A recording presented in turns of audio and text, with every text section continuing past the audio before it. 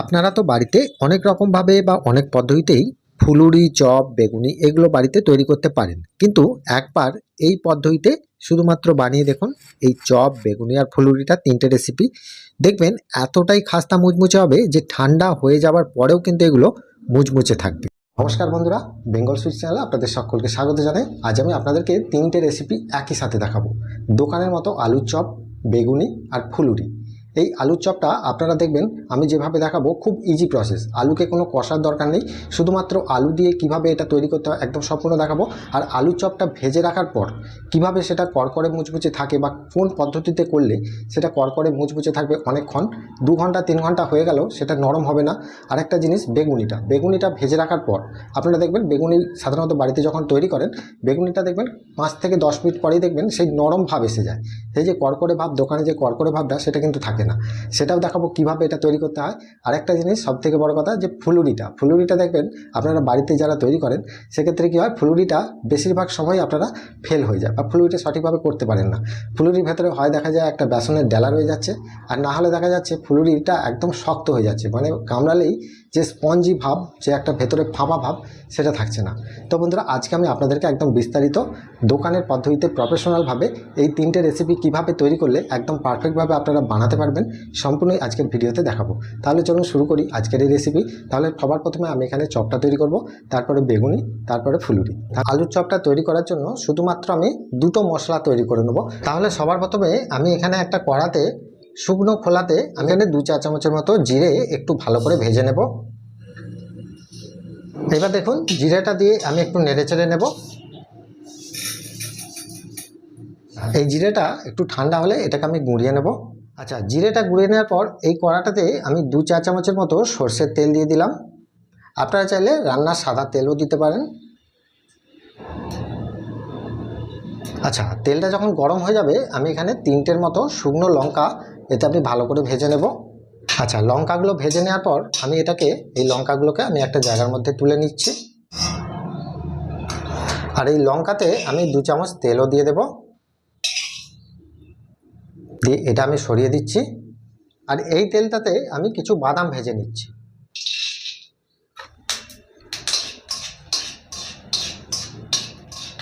আচ্ছা, এবার দেখুন বাদামগুলো এখানে সম্পূর্ণ ভাজা হয়ে গেছে। এজন্য এই গ্লাসের মাধ্যমে এইভাবে একটু হালকা করে ভেঙে দিতে হবে। আচ্ছা, বাদামটা এখানেই থাক। এবার আমি আলুটা তৈরি করে নিচ্ছি।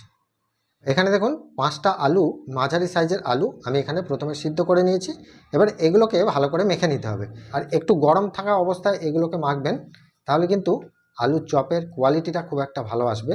তো খুব ঠান্ডা করে মাখবেন না, তাহলে আলুটা দেখবেন একটু চিটচিটে টাইপের এসে যাবে।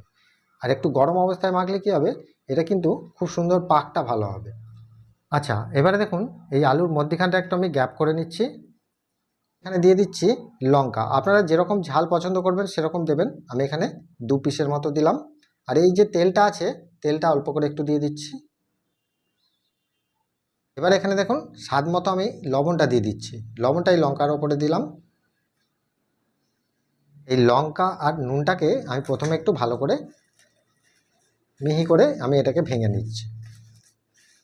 এবার এখানে এক্সট্রা ঝালের জন্য আপনারা এখানে কাঁচা লঙ্কাটাও দিতে পারেন।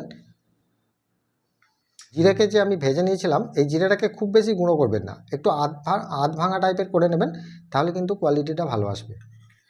এখানে সাধারণত 5টা আলুর জন্য আমি এখানে 1.5 চামচের মতো জিরে ভাজা মশলাটা দিয়ে দিলাম।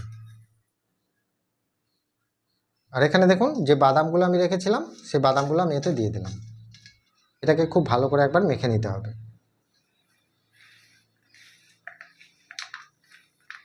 আচ্ছা, মাখার সময় অবশ্যই নুনটা চেক করে দেখবেন। আচ্ছা, এইভাবে মেখে নেওয়ার পর আপনারা এতে আরও কিছু মশলা অ্যাড করতে পারেন, যেমন ধনেপাতা। এটা আমার কাছে এখন ছিল না বলে দিইনি, তো আপনারা এখানে দিতে পারেন। তো এইভাবে মেখে নেওয়ার পর আমি এগুলোকে চপের আকারে শেপটা তৈরি করে নেব। আচ্ছা, এইগুলোকে চপে শেপ দেওয়ানোর জন্য আমি এখানে পিসগুলো তৈরি করে নিচ্ছি। আমি এখানে এরকম মিডিয়াম সাইজের গোছগুলো করে নিচ্ছি। আচ্ছা, এবারে দেখুন আমি যে চপের সাইজগুলো আমি এখানে গোছগুলো তৈরি করে নিয়েছি। এবার এগুলো চপের ডিজাইন তৈরি করে নেব। তার জন্য দেখুন এই যে চপগুলো আমি এখানে তৈরি করে রাখবো, তার জন্য আমি এখানে একটা প্লেট নিয়েছি। আর এই প্লেটেতে আমি একটু বেসন একটু হালকা করে আমি দিয়ে রাখছি, যাতে না তলার মধ্যে লেগে যায়। আচ্ছা, হাতে এবার একটু এইভাবে তেল আমি মেখে নিচ্ছি। দেখুন, মেখে নেওয়ার পর এখান থেকে একটা গুছিয়ে এইভাবে তুলব, আর এইভাবে একটু পাকিয়ে নিতে হবে। পাকিয়ে নেওয়ার পর এটাকে এইভাবে প্রেস করে দিতে হবে।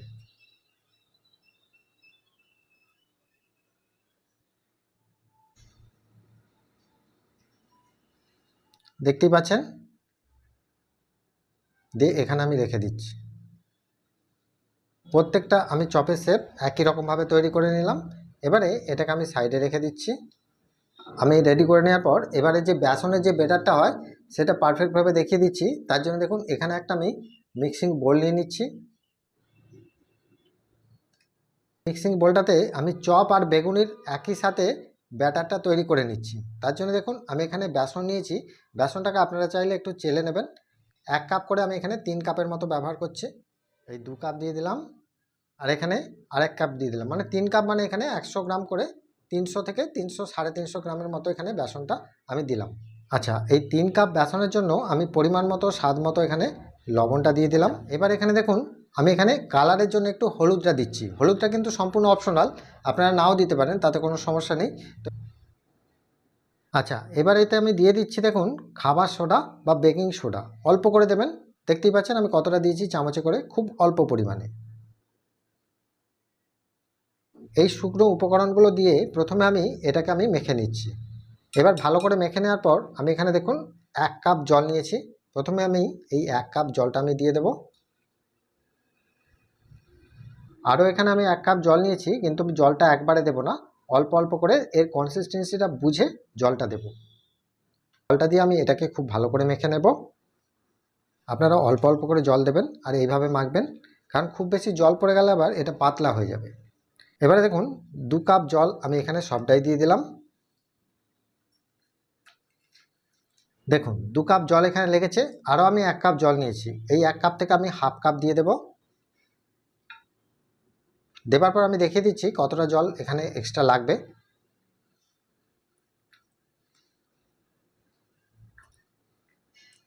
এই 3 কাপ জল আমার এখানে 3 কাপ বেসনের জন্য পুরোটাই লেগে গেল। দেবার পর আমি এটাকে মেখে নিচ্ছি। এবার দেখুন এইভাবে আমি মেখে নিয়েছি। এবার এতে আরেকটা জিনিস দেব, চালের গুঁড়ো। এটা সাধারণত কোনো দোকানেতে দেওয়া হয়। আমি এখানে 3 কাপ বেসনের জন্য বেশি পরিমাণ দেব না, 3-4 চামচ ভর্তি করে দিয়ে দেবো। চালের গুঁড়োটা দিয়েও এটাকে আমি ভালো করে মেখে নেব। চালের গুঁড়োটা দিলে দেখবেন খুব সুন্দর একটা মুচমুচে হয়। এবারে দেখুন এটা কিন্তু খুব সুন্দরভাবে আমার মাখা হয়ে গেছে।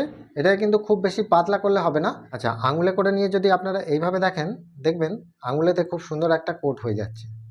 আচ্ছা, এখানে যে বেসনের ব্যাটারটা তৈরি করেছি, এটা আমি বেগুনি আর চপ একসাথে তৈরি করব।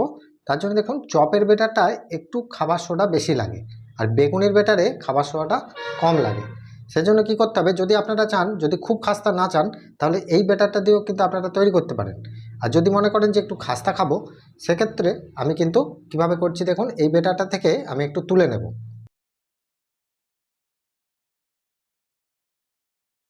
দেবার পর এখানে দেখুন 1 চিমটির মতো খাবার সোডা শুধু বেশি দিতে হবে, শুধু চপের জন্য, কিন্তু এটা খুব বেশি নয়, 1 চিমটের মতো। আমি গুলিয়ে নিচ্ছি। তাহলে দেখতে পাচ্ছেন এটা কিন্তু অনেকটা খাস্তা হয়ে যাবে।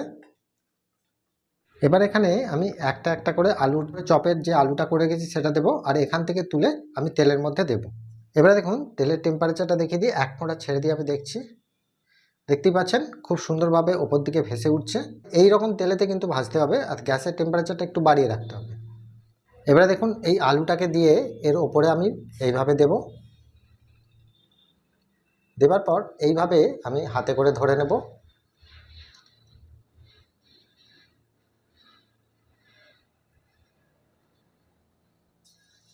এভাবে বেসনের মধ্যে কোট করে এটাকে এইভাবে ছেড়ে দিতে হবে। এইভাবে ছেড়ে দেওয়ার পর আমি এটাকে উল্টে দিচ্ছি। দেখতেই পাচ্ছেন চপগুলো কত সুন্দরভাবে ফুলেছে আর মচমচে হয়েছে। এবার এরকম একটা কালার এসে গেলেই আমরা এটাকে তুলে নেব।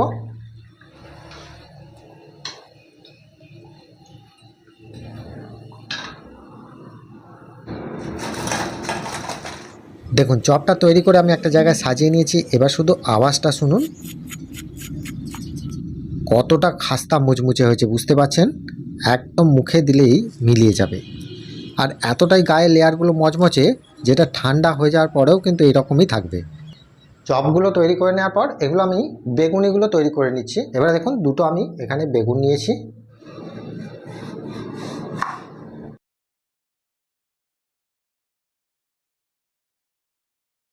প্রথমের অংশটা আমি বাদ দিয়ে দিলাম। এবারে একটু পাতলা পাতলা করে আমি কেটে নেব।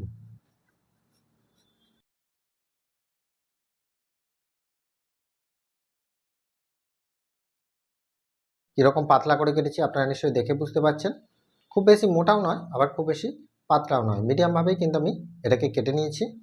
আচ্ছা, বেগুনের পিসগুলো তৈরি করে নেওয়ার পর আপনারা যে ভুলটা করেন, যে বেগুনগুলো পিস তৈরি করে নেওয়ার পর বেগুনের ওপর আপনারা অনেকেই কী করেন, নুন ছিটিয়ে দেন, যে নুন ঢুকে যাওয়ার জন্য এটা করেন। আচ্ছা, দ্বিতীয় নম্বর ভুল হচ্ছে এই যে বেগুনিগুলোকে আপনারা অনেকে কী করেন, জলে ভিজিয়ে রাখেন বা জলে ধুয়ে নিয়ে আবার তাকে কোনো একটা কাপড়ের সাহায্যে মুছে নেন। এই জিনিসগুলো আপনারা করবেন না। কারণ দেখুন, বেগুন ধোয়ার যদি হয় আগে থেকে ধুয়ে রাখবেন। কেটে নেওয়ার পর এখানে আর কোনো জল নুন কোনো কিছু প্রয়োগ করবেন না। শুধুমাত্র পিস তৈরি করে নেওয়ার পর বেসনে ডোবাবেন আর এগুলোকে ভাজতে হবে। যে প্রফেশনাল যে বেগুনিগুলো হয় মিষ্টির দোকান বা যে কোনো দোকানে, দেখবেন বেগুনিগুলো ভেজে রাখার পর আমাদের দোকানে কিন্তু বেগুনিগুলো অন্তত 4 থেকে 5 ঘন্টা একটু কড়কড়ে থাকে, ঠান্ডা হয়ে গেলেও কিন্তু মুচমুচে থাকে। কিন্তু আপনারা যদি এই রকম সিস্টেমে করেন, নুন ছিটিয়ে দেন বা জলে ভিজিয়ে রাখেন, সেক্ষেত্রে দেখবেন ভাজার সঙ্গে সঙ্গেই 10 থেকে 12 মিনিটের মধ্যেই বেগুনিগুলো একদম নরম তুলতুলে হয়ে যাবে। সেই জিনিসটা খেতে বাজে লাগবে। সেই জন্য সম্পূর্ণ প্রসেস যদি একদম এইরকমভাবে করবেন। চপগুলো তৈরি করে নেওয়ার পর এই বেটাটাতে দিয়েই আমি কিন্তু বেগুনিগুলো তৈরি করব। এখানে আর কিছু করতে হবে না, শুধুমাত্র একটা জিনিস এখানে অ্যাড করতে হবে। শুধুমাত্র এখানে অল্প একটু কালো জিরে অ্যাড, 1 চিমটির মতো বেকিং পাউডার দিয়ে দেবেন, আর কিছু দিতে হবে না। আর একই কনসিস্টেন্সি থাকবে, দেখুন খুব নরমও নয় আর পাতলাও নয়, আগেরটা যেমন করেছিলাম। চপটাও যেরকমভাবে ভেজেছিলাম সেই বেটারটাই কিন্তু এখানে রয়েছে, দেখতেই পাচ্ছেন। আর এখানে দেখুন তেলের টেম্পারেচারটা কীরকম থাকবে, 1 ফোঁটা কি 2 ফোঁটা দেওয়ার সঙ্গে সঙ্গে দেখছেন ওপর দিকে ভেসে উঠছে।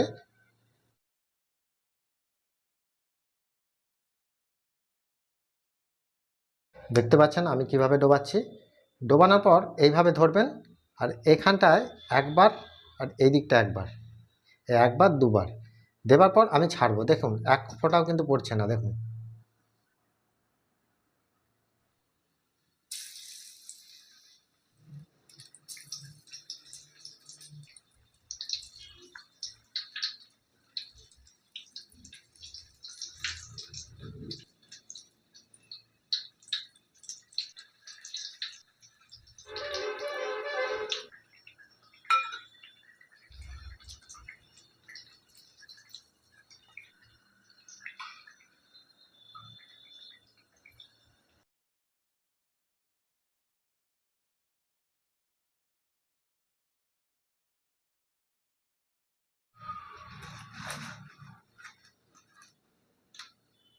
এবার বেগুনিগুলো ভেজে নেওয়ার পর আপনি দেখুন যে কতটা খাস্তা মুচমুচে হয়েছে।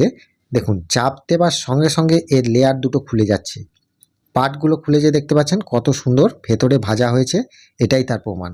আর ভেঙে দেখাচ্ছি দেখুন, একদম বেগুনটাও কিন্তু কত নরম হয়েছে, একদম খাস্তা মুচমুচে। আচ্ছা, এবারে দেখুন চপ আর বেগুনি বানিয়ে নেওয়ার পর এবার আমি ফুলুরিটা তৈরি করে দেখাবো একদম পারফেক্টভাবে। ফুলুরি কীভাবে স্পঞ্জি করতে হয় বা ভেতরে ফাঁপা রাখতে হয় সম্পূর্ণই দেখাচ্ছি, একবার ভালো করে দেখুন। তাহলে ফুলুরি তৈরি করার জন্য আমি এখানে একটা মিক্সিং বোল নিয়ে নিয়েছি।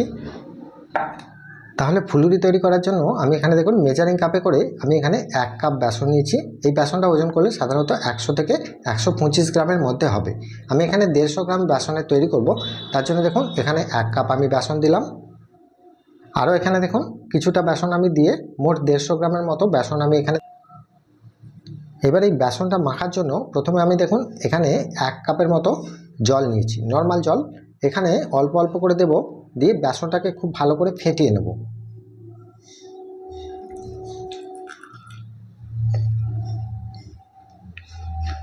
এখানে দেখুন আমি অল্প অল্প করে জলটা দিচ্ছি। 1 কাপ জল থেকে আমি অল্প একটু জল রেখেছি, আর এখানে 4 ভাগের 3 ভাগ জল দিয়েছি, আর 1 ভাগ কিন্তু রেখে দিয়েছি। এটা আমি পরে ব্যবহার করব, যেরকম কনসিস্টেন্সি বুঝবো সেভাবে জলটা দেবো। এই জন্য প্রথমে বেসনটা ফাটানোর সময় এটাকে কিন্তু একটু শক্ত করে বা মোটা করে কিন্তু ফেটাতে হবে, তাহলে কিন্তু এটা খুব তাড়াতাড়ি ফেটানো হয়ে যাবে। বেসনটা ফেটানোর আগে এখানে নুনটা ব্যবহার করবেন না, তাহলে কি হবে, বেসনটা খুব একটা ভালো ফেটানো যাবে না, বা নুন দিলে এর জল কেটে যাবে। সেজন্য অন্তত 5 থেকে 7 মিনিট এটাকে ফেটে নিতে হবে। আর ফেটে নিলে কিভাবে এটা বুঝতে হয় সেটাও দেখিয়ে দিচ্ছি। তার আগে আমি এটাকে খুব ভালো করে ফেটিয়ে নিচ্ছি। এবার এটাকে আমি চেক করে দেখব যে বেসনটা ফাটানো হয়েছে কিনা। সেটা বোঝার জন্য আমি এখানে একটা বাটি নিয়েছি, বাটিতে অল্প করে একটু জল দিয়েছি। আচ্ছা, এই জলটার মধ্যে আমি বেসনের কিছুটা বেটার নিয়ে এর মধ্যে দেখব। দেখতেই পাচ্ছেন কত সুন্দরভাবে এটা কিন্তু ভেসে উঠেছে। যখন দেখবেন এরকমভাবে ভেসে উঠবে তখন জানবেন বেসনটা খুব সুন্দরভাবে ফাটানো হয়ে গেছে, আর এখানে ফাটানোর কোনো প্রয়োজন নেই। এবার এই ফেটিয়ে রাখা বেসনেতে আমি দিয়ে দিচ্ছি দেখুন কাঁচা লঙ্কা কুচো করে। এখানে আপনারা যেরকম ঝাল পছন্দ করবেন সেরকম দেবেন। আর এখানে দিয়ে দিচ্ছি স্বাদ মতো লবণ। লবণটা আপনারা যেরকম পছন্দ করবেন সেভাবে দেবেন। আর এখানে দিয়ে দিচ্ছি 1 টেবিল চামচের মতো রান্নার সাদা তেল। এরপর আমি এখানে দিয়ে দিচ্ছি দেখুন হাফ টিস্পুনের মতো বেকিং সোডা, 1 চিমটির মতো বেকিং পাউডার। বেকিং পাউডারটা সম্পূর্ণ অপশনাল। এই 1 চিমটি বেকিং পাউডার দিলে কি হবে, এটা খুব সুন্দরভাবে স্পঞ্জ হবে বা ফুলবে। এরপর এখানে দিয়ে দিচ্ছি হাফ চামচের মতো কালো জিরে। এবার এর কনসিস্টেন্সিটা আপনারা কিভাবে বুঝবেন যে এটা ফুলুরি ভাজা যাবে কিনা, সেজন্য দেখুন হাতে করে এইভাবে নেবেন। এখানে দেখিয়ে দিচ্ছি দেখুন এইভাবে হাতে করে নেবেন, নেওয়ার পর এইভাবে ফেলবেন। যদি দেখেন এইভাবে ফেলার সময় এটা কিন্তু ইজিলি পড়ে যাচ্ছে, এটা ইজিলি যখন পড়ে যাচ্ছে তাহলে বুঝতে পারবেন যে ফুলুরিগুলো এখানে একদম পারফেক্ট তৈরি হবে। এবারে দেখুন এই যে জলটা আমি ব্যবহার করেছিলাম 150 গ্রাম বেসনের জন্য, আমি এখানে 1 কাপ জল নিয়েছিলাম। তো 1 কাপ জল থেকে আমার এখানে লেগেছে দেখুন হাফ কাপের কিছুটা বেশি, এই জলটাই লেগেছে। আর বাকি জলটা কিন্তু বেঁচে গেছে, এটা আর লাগবে না, কারণ এই ব্যাটারটাকে খুব বেশি পাতলা করলে ফুলুরিগুলো ভাজতে অসুবিধা হবে। সেজন্য এই জলটা আমি সরিয়ে দিলাম। এবারে দেখুন এই ফুলুরির ব্যাটারটাকে আমি 5 মিনিটের জন্য রেস্টে রাখবো। যতক্ষণ তেলটা গরম হচ্ছে ততক্ষণ আমি রেস্টে রাখবো। রেস্টে রাখলে কি হবে, এর মধ্যে সমস্ত উপকরণগুলো আরও ভালো করে মিশে যাবে। দেখতে পাচ্ছেন সঙ্গে সঙ্গে কিন্তু ওপরের দিকে ভেসে উঠছে, তার মানে কি তেলটা এখানে কিন্তু একটু ভালো রকম গরম করে নিয়েছি। আর গ্যাসের টেম্পারেচারটা মিডিয়ামে রাখবেন, আর তেলটা একটু গরমে তারপরে কিন্তু ছাড়তে হবে। বেসনের ব্যাটারটা আমি এখানে রেস্টে রেখেছিলাম, সেটা আমি নিয়ে নিচ্ছি। এবারে এখান থেকে এইভাবে তুলে নিয়ে এইরকমভাবে কড়ার তেলের মধ্যে আমি ছেড়ে দেব।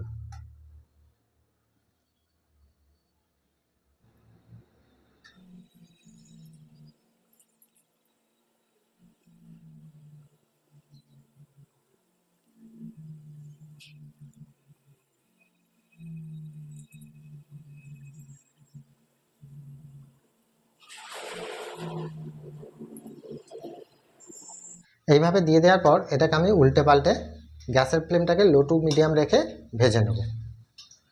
আর এটা ভাজার সময় গ্যাসের ফ্লেমটাকে একটু কমিয়ে দেবেন।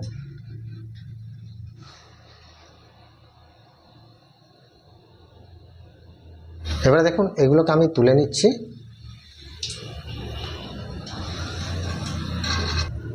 তুলে নেওয়ার পর গ্যাসের ফ্লেমটা আমি অফ করে দিলাম।